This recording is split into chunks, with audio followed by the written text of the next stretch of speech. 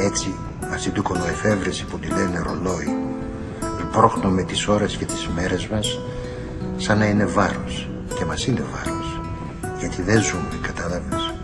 Όλο κοιτάμε το ρολόι. Να φύγει κι αυτή η ώρα, να φύγει κι αυτή η μέρα, να έρθει το αύριο και πάλι φτούκι από την αρχή.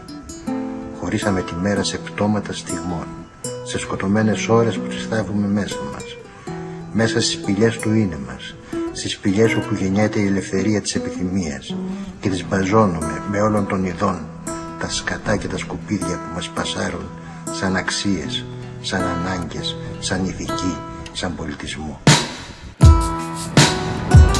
Ας ζήσουμε λοιπόν χωρίς τα πρέπει μας,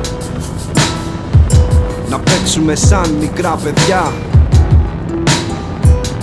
κάθε επιθυμία ελεύθερη και όσο πάει.